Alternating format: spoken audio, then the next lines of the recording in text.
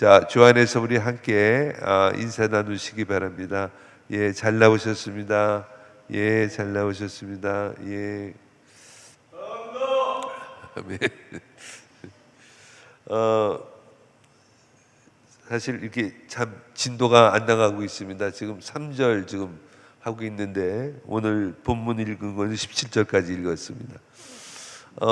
사실 요나서 제가 강의할 때는 보통 한 3일을 강의를 합니다. 하루 8시간씩 3일을 강의를 해야 되는데 이게 특별히 또 우리가 새벽 기도 하기 때문에 그냥 제가 많은 것을 이렇게 스킵을 하고 뛰어넘어서 이렇게 하고 있습니다. 아주 중요한 것만 제가 하고 있습니다. 근데 어제 완전히 끝날 수는 없는 것 같고 하는 데까지 그냥 하겠습니다. 항상 우리 신앙에서 중요한 것은 뭐냐면은 다시 말씀드립니다만은 순종과 불순종입니다. 항상 우리는 그 가운데서 어떻게 우리들의 신앙을 지키느냐가 우리들의 신앙의 핵심인 것입니다. 그러나 하나님은 우리에게 자유의지를 주셨습니다. 그렇기 때문에 우리를 하나님께서는 무섭게 또 이렇게 공포에 떨게 그렇게 우리를 순종하게 하지를 않으셨습니다. 하나님 우리에게 자유의지를 주셨기 때문에 정말 내가 받은 하나님의 은혜만 생각하면은 우리는 순종은 이건 아주 굉장히 자연스러운 것입니다. 그렇기 때문에 여러분 한번 상상을 해보세요. 내가 받은 하나님의 은혜 가장 큰 게 뭘까요? 구원인 것입니다. 내가 영원히 죽을 수밖에 없는 나를 예수 그리스도의 보혈의 능력을 통해서 우리를 구원해 주시고 하나님의 자녀 삼아 주시고 또 하나님의 놀라우신 그 영원한 영생을 허락해 주신 그 하나님의 은혜만 생각하면은 우리는 순종 못할 게 아무것도 없습니다. 그것처럼 큰 정말 은혜가 어디 있습니까? 이 세상에 어떠한 것도 그 하나님이 베풀어 주신 그 구원의 은혜만큼 이 땅에서 큰 것이 아마도 없습니다. 도저히 없습니다. 우리가 받은 그 은혜만 생각하면은 우리는 정말 이 순종에 대해서는 아무 우리가 염려할 필요가 없다고 생각을 합니다. 다만 우리가 이 세상을 살다 보면은 많은 유혹을 받게 되고 그 유혹 가운데서 때로는 우리가 정말 이렇게 욕심도 갖게 되고 때로는 우리가 많은 것이 이렇게 비교도 하게 되고 막 여러 가지 생활 속에서 때로는 우리가 잠시 불순종을 할 수 있지만은 진정으로 우리가 구원받은 자들은 하나님 앞에서 다시 돌아오는 그러한 모든 것들을 우리가 성경은 말씀을 하고 있습니다. 오늘 본문에 있는 것처럼 다시 우리가 불순종에 대해서 조금 더 3절에서 우리가 짚고 넘어가길 원합니다. 우리가 성경에서 보면은 하나님께 불순종하는 자는 눈이 어두워진다 그럽니다. 판단이 흐려지고 잘못된 결단을 내리게 된다 그럽니다. 그렇기 때문에 우리가 성경에서 보면은 여러 가지 형태를 보게 됩니다. 아담은 불순종의 배를 타고 에덴 동산에서 쫓겨났습니다. 삼손은 불순종의 배를 타고 두 눈을 뽑히게 되고 다윗은 불순종의 배를 타고 자녀에게 왕궁을 쫓겨나게 됐고 사울은 불순종의 배를 타고 왕권을 빼앗기고 가룟 유다는 불순종의 배를 타고 비참하게 자살해 죽고 아나니와 삽비라는 불순종의 배를 타고 그 자리에서 죽고 즉사하게 되고 우리 이러한 이처럼 많은 불순종의 배를 타고 때로는 우리 삶에서 우리가 병에도 걸릴 수도 있고 때로는 우리가 직장을 잃을 수도 있고 때로는 우리가 어떤 가정의 불화를 있을 수도 있고 이러한 모든 원인들은 사실은 우리가 하나님에 대한 이 불순종의 원인이라고 생각을 합니다. 그토록 우리가 이 불순종의 대가가 항상 우리에게 온다는 사실을 아셔야 됩니다. 이걸 위해서 하나님 우리에게 예비하신 것이 뭐냐면은 정말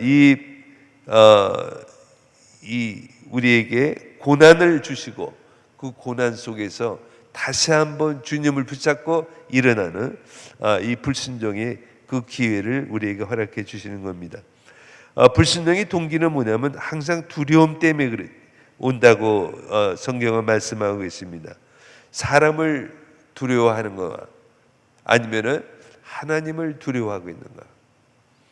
우리가 하나님을 두려워하고 있으면은 우리는 반드시 순종을 하게 됩니다. 그러나 우리가 사람을 두려워하게 되면 우리는 항상 불순종의 길을 택하게 되어 있습니다. 그 때문에 우리 신앙에서 가장 핵심은 뭐냐면 하나님을 잡는 겁니다. 하나님을 선택하는 것이고 하나님 말씀에 거할 때 우리는 이런 모든 두려움에서 승리해낼 수가 있습니다. 디모데후서 4장 1절에서 디모데후서 4장 1절 5절에 있는 것처럼 하나님 앞과 살아있는 자와 죽은 자를 심판하실 그리스도 예수 앞에서 그가 나타나실 것과 그의 나라를 두고 엄히 명하노니 너는 말씀에 전파하라. 때를 얻든지 못 얻든지 항상 힘쓰라. 범사에 오래 참음과 가르침으로 경책하며 경계하며 권하라.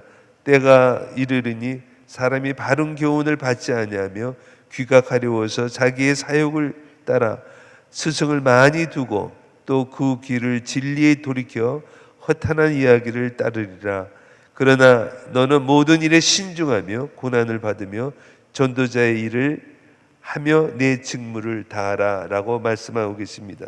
그만큼 요나는 우리가 요나서에 있는 것처럼 항상 우리가 정말 하나님의 그 뜻에 우리가 순종하는 그러한 삶을 살게 되어야 됩니다. 유대인들의 두 번째 불순종의 동기는 첫째는 두려움 때문이고 두 번째 유대인들의 이 불순종은 뭐냐면 자존심 때문입니다. 유대인들은 하나님을 자기 민족의 하나님으로서 생각하고 이방인을 개와 돼지로 여겼습니다. 그렇기 때문에 그들은 모든 것들을 무시했기 때문에 그들이 갖고 있는 독특한 그 자존심 이런 것들이 항상 문제가 됐던 것을 보게 됩니다.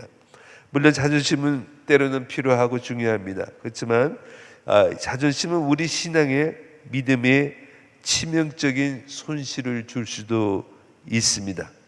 그렇기 때문에 우리가 자존심을 어떻게 가져야 되는가? 이것은 굉장히 중요한 사실인 것입니다. 그러면 자존심에서 무엇이 나오는가? 첫째는 교만이 나옵니다. 두 번째는 고집이 나옵니다. 세 번째는 시기와 질투가 나옵니다. 네 번째는 복수심이 나옵니다. 그리고 다섯 번째는 반항심이 나오고 여섯 번째는 위선적인 행동을 하게 됩니다. 이것이 자존심의 결과입니다. 저는 중국에서 사역할 때 참 중국 사람들 자존심이 엄청 강합니다. 그렇기 때문에 참 이 자존심에 대해서 제가 많이 연구를 하고 그들의 어떤 그 정말 그 생활 가운데서 또는 그분들의 이 하나님 말씀이 들어가는 게 목적이지 절대로 자존심을 건드려 갖고는 말씀이 들어가질 않습니다. 그렇기 때문에 참 이 자존심에 대한 것이 중국 사람들은 아주 이 대륙적인 그게 있어서 그런지 좀 다릅니다. 그래서 그걸 건드리면은 모든 거는 일이 되질 않습니다. 우리 신앙도 아마 그런 것 같아요. 우리 오래 믿었던 분들의 그 어떤 이 자존심, 신앙생활을 오래 하신 분들, 참 이런 것들을 보면은 참 때로는 이렇게 많은 그 자존심 때문에 일어나는 분쟁들이 많이 있습니다. 하나님의 말씀을 잘 순종하는 자들은 자기의 자존심을 잘 다스리는 자들입니다. 우린 누구나 다 자존심이 있습니다. 그렇기 때문에 그 자존심을 잘 다스릴 수 있는 것, 바로 이것이 인격 관리라고도 얘기를 합니다만은 또한 우리가 감정을 관리한다라고도 얘기합니다. 두 번째는 겸손한 모습을 갖게 됩니다. 세 번째는 온유한 모습을 갖게 되고, 네 번째는 남에게 양보하는 모습을 갖게 되고, 다섯 번째는 이웃을 사랑으로 대하는 모습을 갖게 되고, 여섯 번째는 성실하고 정직한 모습을 갖게 됩니다. 이것이 하나님의 말씀을 잘 순종하는 자들의 모습인 것이죠.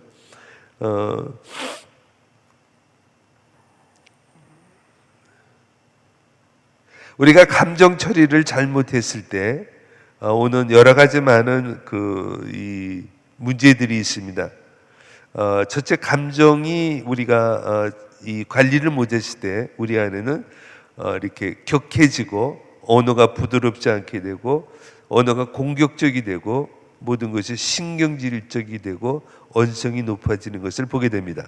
그만큼 우리가 이 감정 처리, 자존심과 이 감정은 일치하기 때문에 항상 우리 신앙에서 중요한 요소를 갖고 있습니다. 감정이 있으면 모든 것을 오해를 만들 수가 있습니다. 때로는 우리가 감정이 있을 때 항상 부정적인 생각을 더 많이 갖는 것을 보게 됩니다. 감정이 있으면 항상 우리가 어떤 분쟁에 말릴 수도 있습니다. 또한 감정이 있으면은 정말 이 편을 가르고 또 자기 감정하고 맞는 사람들과 더 친해지는 아마 그러한 경우도 많이 있습니다. 어떤 사람이 악인인가 감정 처리를 잘 할 줄 모를 때 악인이 될 수가 있습니다. 감정을 잘 처리할 때 우리는 주님 앞에서 선인이 될 수도 있습니다. 하나님의 법은 감정을 잘 처리할 때만 성취되게 되어 있습니다. 그러므로 바울은 나는 날마다 죽노라 자기 감정을 처리하는 방법을 우리에게 말씀을 하고 계십니다. 그 때문에 이 불순종의 가장 큰 이유는 뭐냐면은 베드로 같이 의심이 왔을 때 우리가 불순종을 하게 되고 또 내가 받은 사명을 중히 여기지 않을 때 우리는 불순종을 하게 되고 세 번째는 하나님의 임재가 함께 하심을 모를 때 우리는 불순종하게 되는 것을 보게 됩니다. 자, 우리가 세 번째 징계를 당하는 요나입니다. 요나서 1장 4절부터 17절까지 우리 보겠습니다. 자, 아까 같이 읽었습니다. 그렇기 때문에 하나님께서 불순종하고 도망하는 요나에게 징계의 방법으로 태풍을 내립니다. 따라서 배가 위기에 처한 것을 4절에 보면 보게 됩니다. 사공들은 자기의 신에게 구원을 청하고 알고 있는 경험과 기술을 다해서 이 방법을 구하고 있지만은 풍랑은 더욱 심하게 되는 것을 보게 됩니다. 5절에 보면은 자, 우리가 인간적인 방법을 동원하게 됩니다.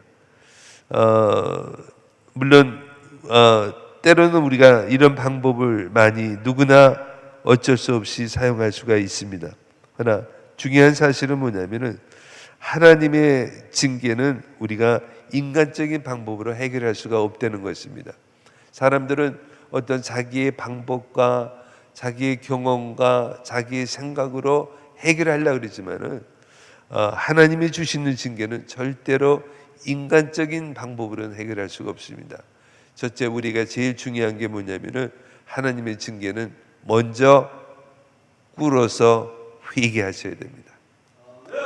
그 방법 외에는 없습니다.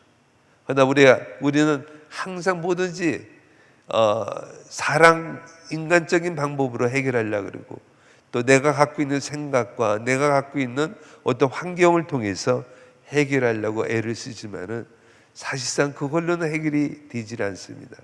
먼저 꿇어 엎드려 주님 앞에 회개하는 것, 이것이 하나님의 징계를 모면하는 피하는 해결하는 방법인 것입니다. 자, 첫째 징계의 원인은 뭐냐면 불순종한 까닭입니다. 본문에서 요나가 징계를 받는 모습을 보게 됩니다. 왜 징계를 받을까요? 그가 원인은 뭐냐면은 불순종했기 때문입니다. 하나님이 원하시는 니느웨 성으로 가야 되는데 지금 요나는 다시스로 배를 타고 가고 있기 때문에 그렇습니다. 징계의 시기는 뭐냐면 불순종 행동을 시작하면서 받는 것이 아니라 일시적 형통에 방심하고 있을 때 항상 징계가 옵니다. 바로 요나는 마침 욥바에서 다시스로 가는 배를 만났습니다. 그리고 그 돈을 주고 배를 올라타고, 그리고 그 배는 아주 순조롭게 출항을 했습니다. 그 시절에는 배가 함부로 출항하지 않습니다. 아주 모든 이 기후를 보고 안전하다고 믿기 때문에 그들은 출항을 했고, 바로 요나는 깊이 잠이 들었지만은 중요한 사실은 뭐냐면은 그러한 상황에서 아주 순조롭고 내 생각대로 모든 것이 잘 됐다고 생각했을 때, 마음에 방심했을 때 항상 징계가 온다는 사실인 것입니다. 그렇기 때문에 우리에게 중요한 사실은 뭐냐면은 항상 우리가 방심할 때 요나의 배는 풍랑을 만났고, 잘 나간다고 생각할 때 하나님의 놀라우신 정말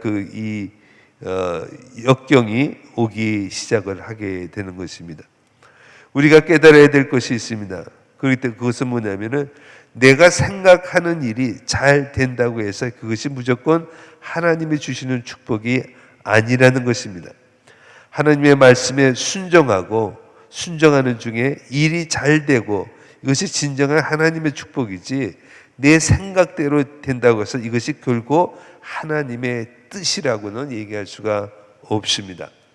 그렇기 때문에 항상 우리가 기도 가운데, 말씀 가운데 우리가 순종하고 주님의 뜻에 우리가 순종하는 가운데서 모든 일을 이루어 나갈 때 이거야말로 진정한 우리들의 축복이 됩니다.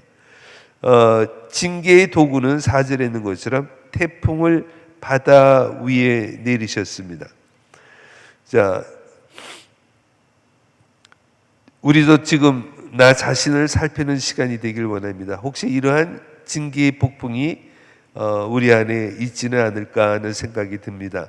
첫째는 질병의 폭풍이 올 수가 있고, 우리 가정에, 우리 교회에, 우리 인간관계의 폭풍이 올 수 있고, 때로는 우리가 사업상에 물질로 손해를 볼 수가 있고, 또 주위에 있는 사람에게 방해하는 그런 폭풍이 올 수도 있고, 갑자기 슬픈 일을 당하는 폭풍이 올 수도 있고, 사명자로서의 양심의 고통의 폭풍이 올 수도 있습니다. 우리에게 이러한 폭풍이 왔을 때 이것을 우리가 인간적인 방법으로, 어떠한 방법이든 간에 이 방법을 해결할 수가 없습니다. 오직 하나님 앞에 엎드려 기도하고 회개하는 방법밖에 없습니다. 징계의 해결책은 우리가 잘못된 이 모습들을 보게 됩니다. 그들은 배를 가볍게 하려고 물건을 바다에 던졌습니다. 그리고 인간적인 방법과 수단을 다해서 하나님의 방법을 찾지 않고 그들은 인간적으로 인본주의적인 방법으로 해결을 하려고 들었습니다. 그러나 그것은 절대로 그런 불순종으로서는 해결할 수가 없습니다. 따라서 우리 가정도 마찬가지입니다. 아버지의 불순종으로 인해서 가정 전체가 고난을 당할 수가 있습니다. 마치 요나 하나 때문에 그 배에 있는 모든 사람들이 고통을 당하는 것처럼, 아버지의 그 불순종 하나 때문에 가정 전체가 고난을 당할 수가 있고, 한 지도자의 불순종 때문에 전체적으로 큰 영향을 받을 수가 있습니다. 그렇기 때문에 우리가 얼마나 이 불순종의 것이 우리가 하나님 앞에서 얼마나 죄가 된다는 사실을 깨닫지 않으면 안 되는 것입니다. 잠자는 요나가 일어나야 합니다. 6절에 보면 잠에서 깨어나야 합니다. 우리는 세상적인 이런 신앙에서 깨어나야 됩니다. 우리가 하나님의 나라를 바라보셔야 됩니다. 우리에게 중요한 사실은 하나님의 나라를 바라봤을 때 하나님의 뜻을 보게 되고 하나님의 계획을 깨닫게 됩니다. 그리고 늘 우리가 하나님 앞에서 죄인임을 발견하셔야 됩니다. 1장 7절에 있는 것처럼 성경에서 보면은 7절에 제비를 뽑았다 그랬습니다. 거기서 11절에서 17절에서 보면은 회개하는 요나가 되어야 됩니다. 요나는 자기가 믿는 하나님을 여러 사람들에게 담대히 전했습니다. 또한 9절 10절에 보면은 또 자기를 소개했죠. 9절에 보면은 자기의 불순종한 죄를 고백했습니다. 이방인들에게 하나님을 증거할 수 있는 기회가 복음을 전할 수 있는 기회가 됐습니다. 14절에 보면은 죄를 고백했음에도 풍랑은 여전히 일어났습니다. 다른 사람의 생명을 구하기 위해서 자신을 바다에 던지라고 요나를 말을 했습니다. 그들은 결단하고 요나를 바다에 던지고 풍랑은 멈췄습니다. 자, 여기서 요나의 중요한 신앙적인 어떤 정직성과 신앙적인 그의 정체성을 보게 됩니다. 그만큼 우리가 정말 요나가 이러한 이 불순종한 가운데서도 그는 하나님 앞에 또는 많은 사람들 앞에 그 정직성과 정체성을 우리는 보게 됩니다. 기도하겠습니다. 아버지 하나님 감사합니다. 요나도 정말 그 어렵고 힘든 가운데서 잘못된 불순종을 통해서 많은 어려움 가운데 있었지만은 배 안에 있는 많은 사람들을 불쌍히 여기서 그는 스스로가 죄인임을 고백하고 주님을 알리는 계기가 됐고 또 스스로가 제물이 돼서 많은 사람들을 구해가는 그런 모습들을 보게 됩니다.